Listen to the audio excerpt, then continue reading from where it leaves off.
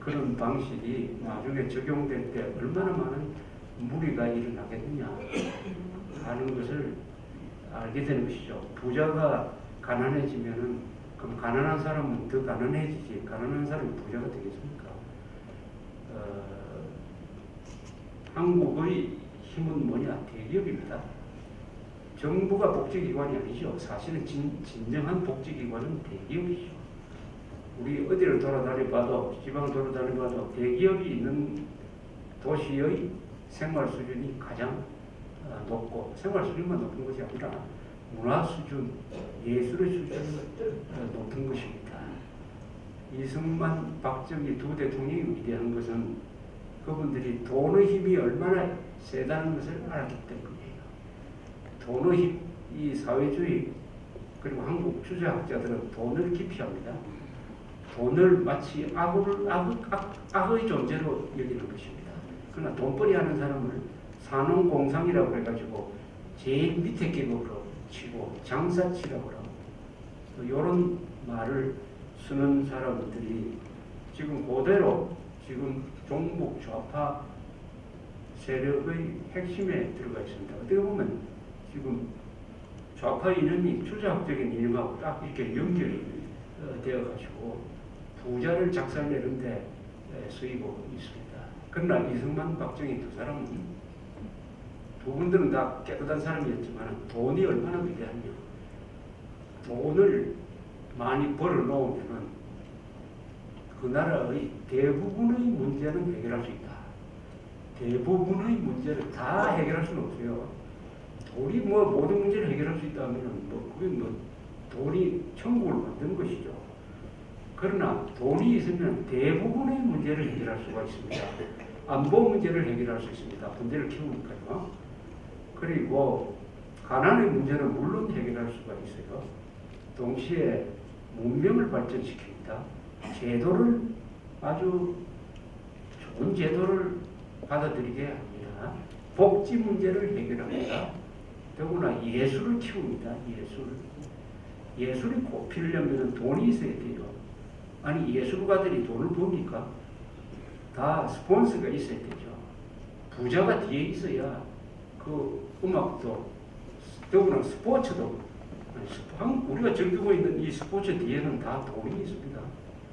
우리가 런던 올림픽에서 비인기 종목에서 우승 많이 한 것도 다 뒤에서 기업들이 한 종목당 몇십 원씩 써가지고 키워놓은 것입니다. 우리가 존경하는 예술가들 같은 뒤에 돈이 있어요. 부국 강병, 나라를 부자로 만들면 강병이 이루어진다. 즉 경제와 안보를 튼튼하게 할 수 있는 힘은 돈입니다.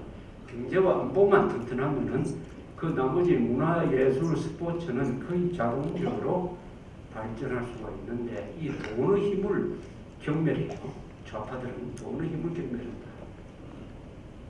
그러면은 무슨 사회를 만들었냐? 야만 사회를 만들죠. 야만 사회. 그러나 이승만, 박정희 두 사람은 돈을 버는 것이 얼마나 중요한 일이냐. 그러니까 기업인들을 밀어줘야 된다. 이렇게 해서 오늘날 우리 이런 경제를 만들어냈습니다. 그런데 기업을 규제를 하면 될 것 같은데 이게 경제라는 게 아주 복잡해서 기업을 규제하면은 덕 보는 사람이 있어야 될 텐데 별로 없어요. 근데 요새 골목 상권 내가 그러니까 어떤 대기업이 골목에 진출하지 못하도록 한다 이런 말을 많이 하는데 그러면 이미 들어가 있는 사람을 기득권자로 보호를 한다는 뜻인데 그것은 경쟁을 제한하는 겁니다. 그러면 또 다른 피해를 보는 사람이 있어요. 골목 상권을 보호하면은 지금 현재 장사하는 사람은 보호가 되는데 새로 들어가는 사람은 보호가 안 돼요. 이 시장은 규제를 안 하는 게 가장 공평한 겁니다. 경쟁이 가장 공정한 겁니다. 경쟁이 룰을 딱 정해놓고 공정하게 경쟁하면은 그게 다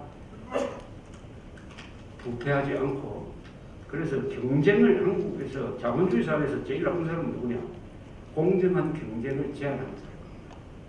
경쟁을 하면은 사람들이 다 열심히 일해가지고 초능력을 발휘합니다. 생존 투쟁을 하기 위해서.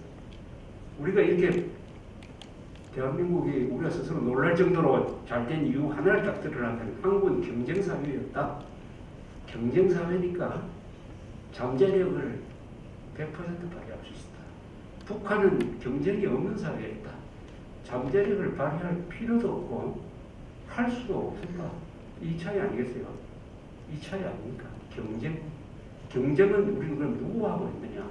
세계를 상대로 했다. 경쟁도 두 가지가 있어요. 국내에서 경쟁하는 겁니다. 수출을 하지 않고 국내 시장만 가지고 경쟁을 해요. 그래서 손톱깎이를 만들 때 국내에서 경쟁을 하면 요건 동대문 시장에서 쓰는 정도의 손톱깎이를 만들어야 되겠다고 생각을 합니다.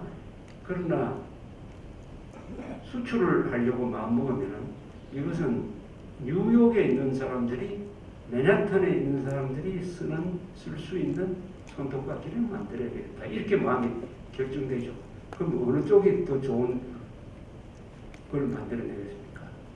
우리는 일찍부터 수출 주도로 갔다는 것은 경쟁을 하더라도 본격적인 경쟁을 한다. 세계를 상대로 경쟁을 하겠다. 이렇게 우리가 독한 마음을 먹었다는 뜻이에요.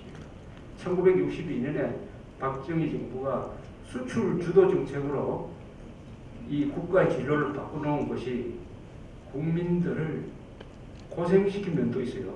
왜냐? 밤낮 없이 일하도록 만들었으니까. 밤낮 없이 경쟁하도록 만들었으니까. 그러나 그 결과로서 오늘날 이런 걸 만들어냈어요. 똑같은 시기에 북한에서는 경쟁 안 하는 쪽으로 가버렸어요.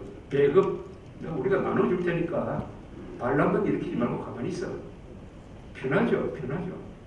아침부터 일어나가지고 저녁에 잘 때까지 당이 짜주는 스케줄대로 그냥 행동만 하면 얼마나 편합니까? 한국 사람들은 아침 일찍 일어나자마자 무슨 음식을 먹어야 되느냐, 무슨 신문을 보느냐, 어디를 가느냐, 전부 다 자기가 선택을 해야 됩니다. 괴롭죠. 그러나 괴로움 속에서 거대한 성장이 이루어졌다. 그런데 지금 이번 대통령 선거는 경쟁을 대한민국의 성공 비결이었던 이 경쟁을 제한하려는 경쟁을 하고 있어요. 한국을 발전시킨 경쟁을 제한하려는 경쟁을 지금 벌이고 있다. 한국의 성공 모델을 버리고 실패 모델로 지금 가려는 첫걸음을 딛고 있다. 이렇게 걱정되는 바가 있습니다.